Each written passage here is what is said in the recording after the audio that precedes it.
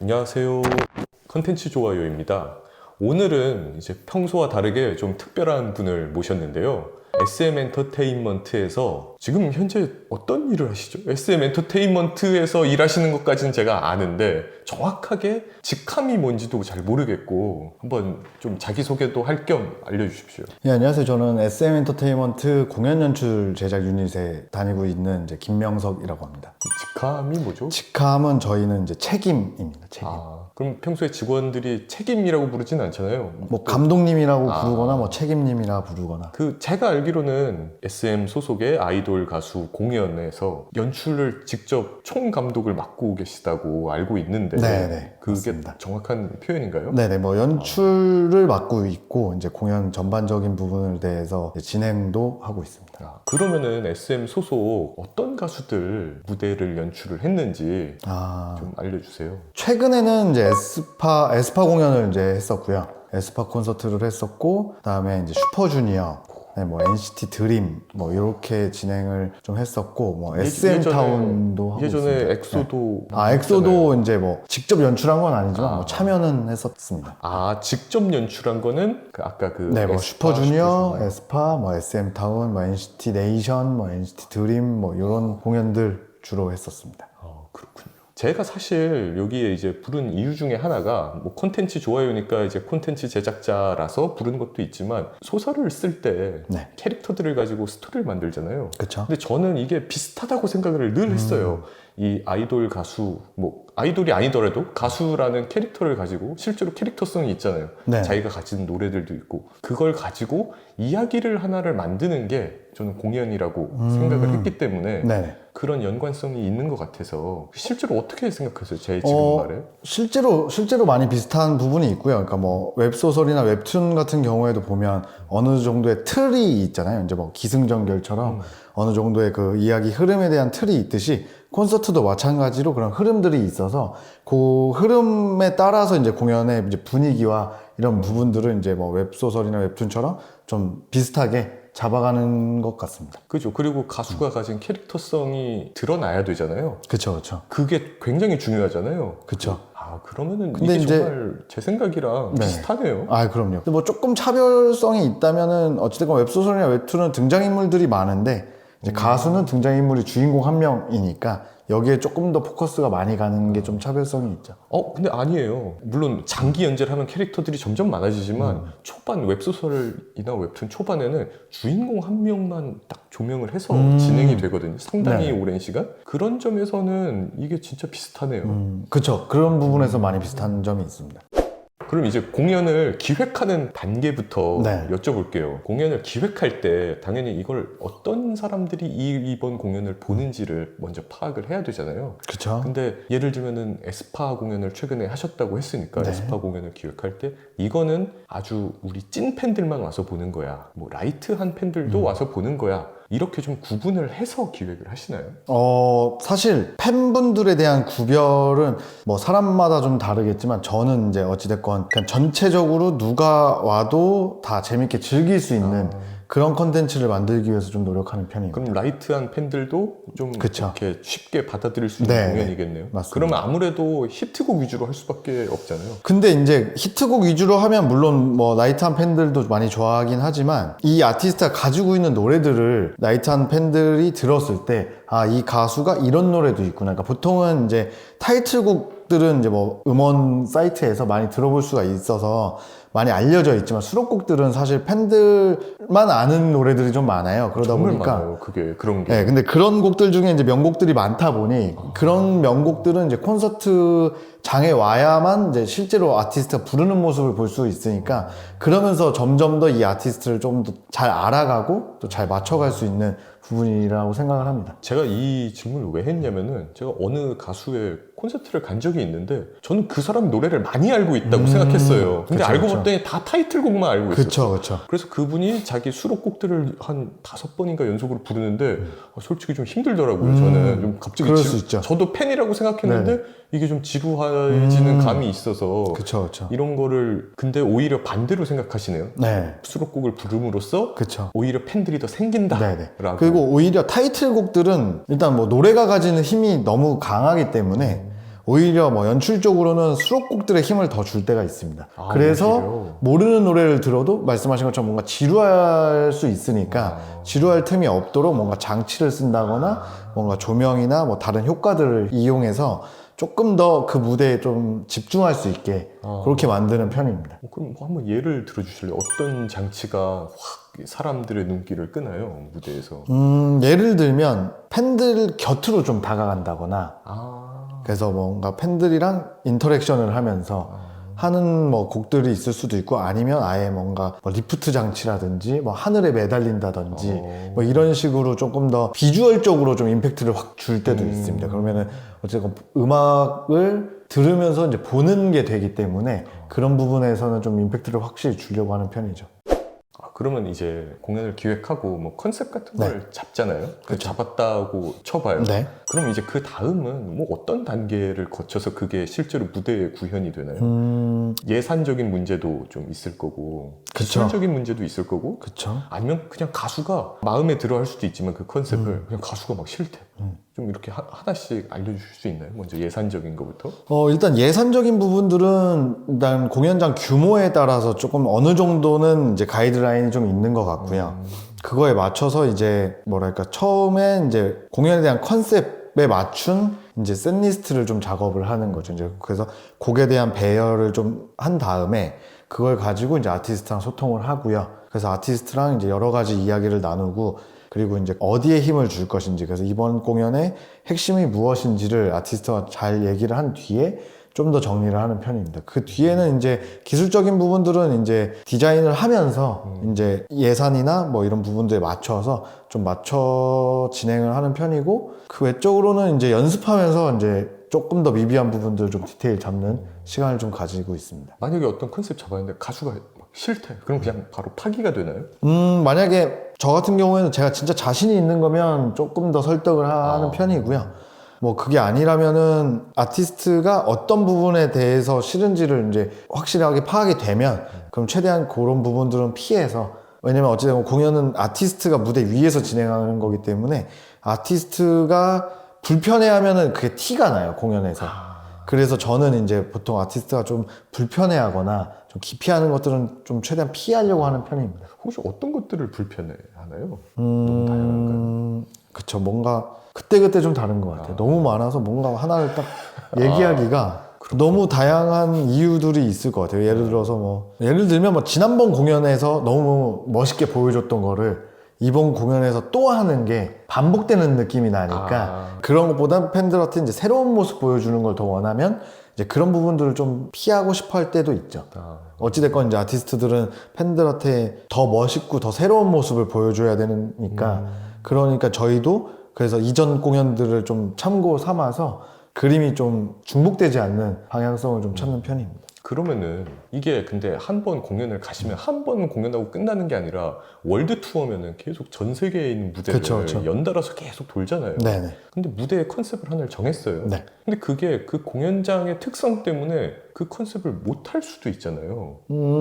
사실 컨셉은 할 수가 있는데 이제 뭔가 핵심적인 뭐 장치라든지 아니면 그 무대의 규모라든지 뭐 예를 들어서 서울 공연에서는 높이가 많이 높은 무대를 만들었는데 이제 어떤 나라는 공연장이 높이가 낮고 옆으로 넓은 데들이 있어요. 그러면 이제 그런 부분에서는 이제 디자인적으로 변경을 해야 되는데 컨셉이 틀어지진 않고요. 왜냐면 어찌됐건 공연은 뭐 그렇다고 그 나라에 맞춰서 뭐 곡이 바뀐다거나 이런 것들이 바뀌는 건 없기 때문에 그런 컨셉은 지켜나갈 수가 있는데 어찌됐건 조금 서울 공연에서 보다는 조금 뭔가 비어 보이는 느낌이 날 수도 있죠. 그건 그냥 그 현장에 맞춰서 그냥 바로 못하는 건 못해 라고 빼버리는 거네요? 근데 미리 서울 공연 준비하면서 미리 이제 투어 준비까지 같이 진행을 합니다. 그래서 그 해당 나라의 공연장에 대한 정보를 미리 받고요.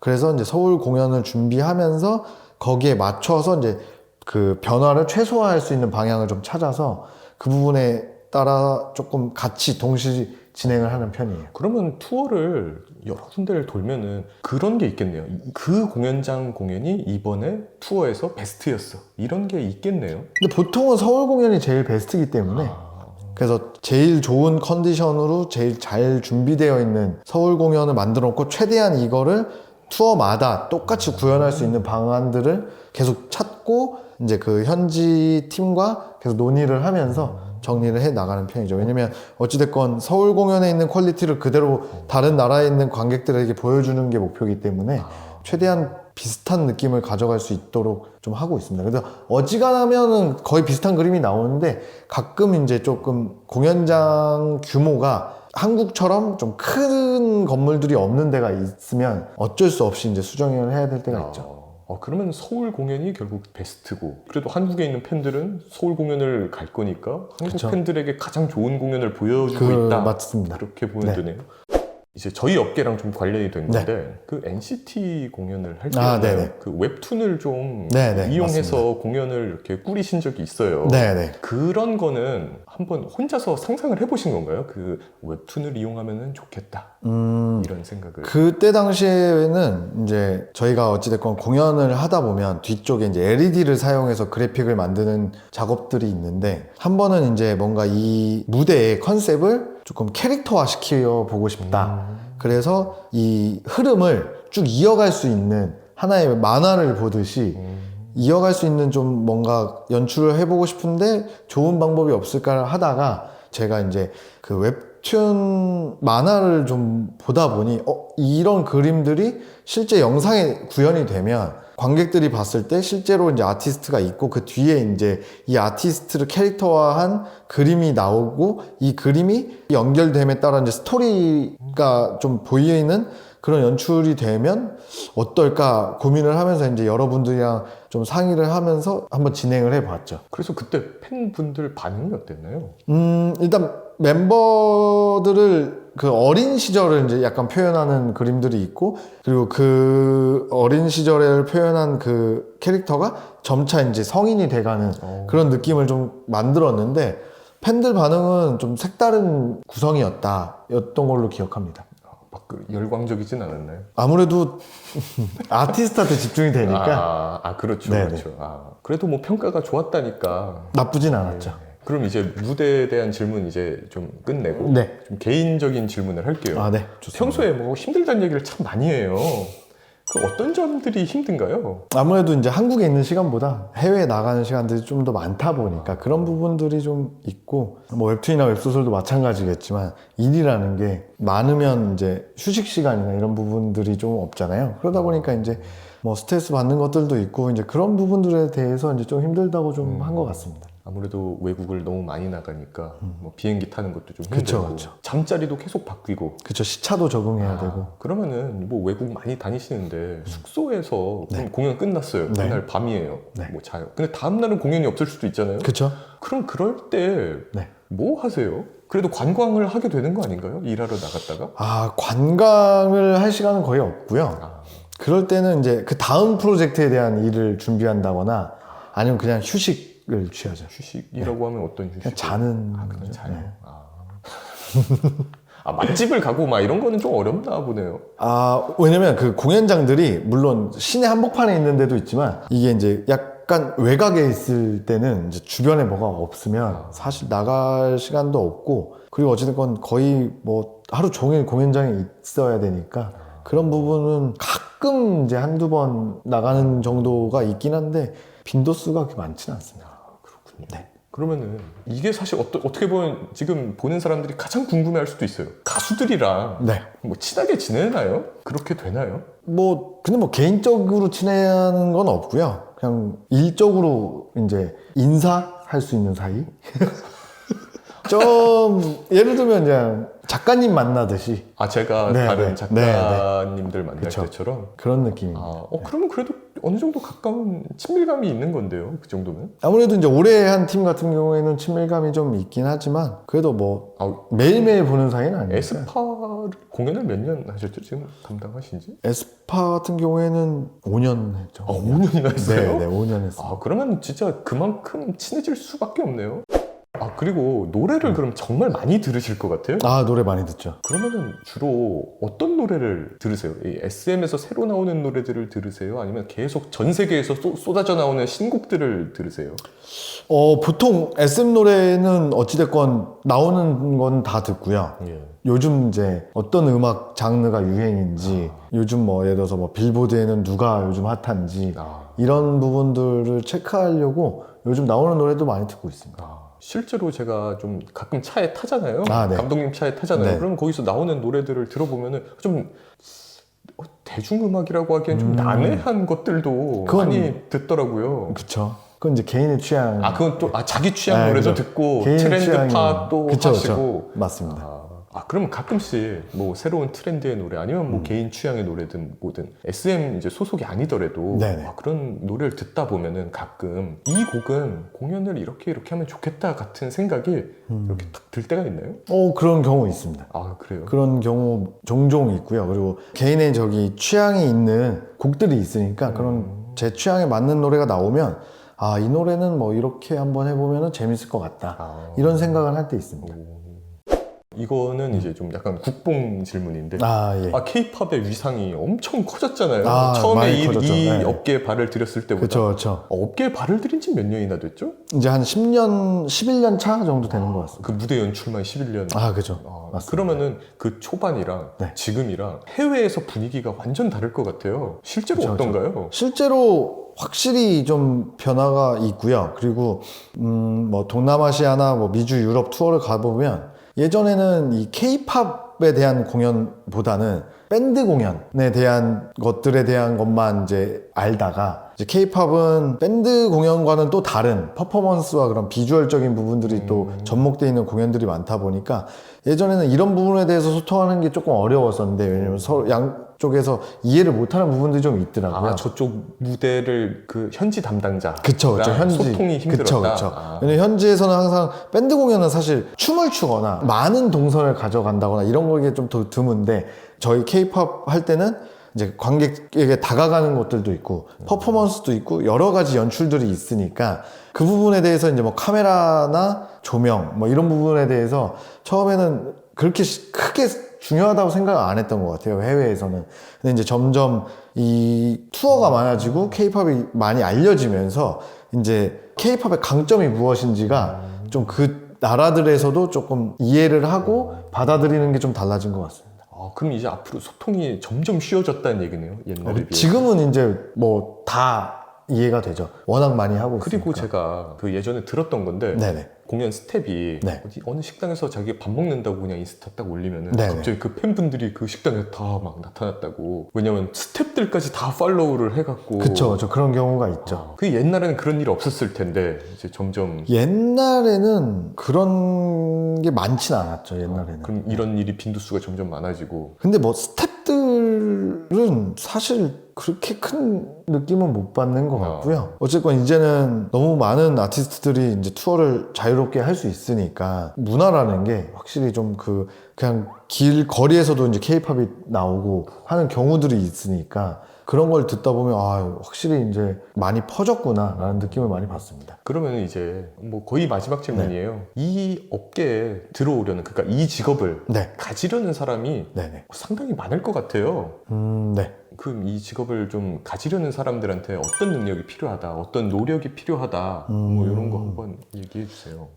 일단 공연 연출 쪽은 아무래도 크리에이티브한 능력이 좀 필요할 것 같고요. 그것만큼 더 중요한 건 이제 커뮤니케이션 능력인 것 같아요. 왜냐면 너무 많은 사람들과 소통을 해야 되고 정리를 해야 되고 하는 일들이 많다 보니까 아무래도 커뮤니케이션적인 능력과 크리에이티브한 능력을 갖추고 있으면 뭐 잘 할 수 있지 않을까라는 생각을 합니다. 그리고 점점 이제 K-팝 산업이 커지니까 그래서 이제 이 일을 선망하거나 하고 싶어 하시는 분들이 많은데 기회가 요즘은 더 많아진 것 같아요. 공연이 워낙 많고 뭐 콘서트뿐만 아니라 뭐 페스티벌이라든지 아니면 기업 행사라든지 이런 부분들이 좀 있으니까 조금 더 접할 수 있는 기회가 많지 않을까 싶습니다. 혹시 영어도 잘해야 되나요? 영어는 영어 잘 못하시잖아요. 네, 저는 잘 못하죠. 그럼 커뮤니케이션을 가서 어떻게 해요? 외국에서? 요즘 챗GPT가 너무 잘 돼 있어서 대신 해주죠. 그래서 이메일 뭐 이런 부분들은 충분히 뭐 그런 도움을 받아서 진행을 할 수가 있고 현장에서 만약에 이제 조금 어려운 상황이 생기면 통역분들이 잘 준비가 되어 있어서 통역분들 통해서 잘 일을 하고 있습니다. 하나만 더 여쭤볼게요. 사실 원래 대학교 전공이 네네. 국문학과였잖아요. 그쵸, 맞습니다. 그러더니 무언가로 전과를 했다가 이 네네. 업계에 들어왔어요. 그 과 이름은 뭔가요? 그때 국문학과 복수 전공으로 문화 콘텐츠학과가 이제 생겨서 그때는 제가 이제 공연을 할 거라 생각을 못 하고 영화를 하고 싶었다가 이제 그 과로 이제 복수 전공을 해서 하다 보니까 그때 당시에는 이제 영화 쪽 일하기가 좀 쉽지 않더라고요. 쉽지 않아서 그리고 이제 뭔가 인맥도 없고 하다 보니까 우연히 이제 공연을 접하면서 꼭 해보고 싶다 하면서 이제 진행을 했죠. 업계가 물론 특별한 케이스일 수도 있지만 전공이랑 좀 무관하게 그냥 선택할 수 있는 길이네요. 네네. 전공은 뭐 특별하게 중요하지 않은 것 같습니다. 물론 뭐 공연 관련 학과를 나오면 사전에 이제 미리 알 수 있는 부분들이 좀 많아서 뭐 장점은 되겠지만 뭐 예를 들어서 영화 감독님들도 다 영화과가 아닌 것처럼 저희도 마찬가지로 과가 따로 이렇게 이 과가 아니면 안 돼 이런 건 없는 것 같습니다.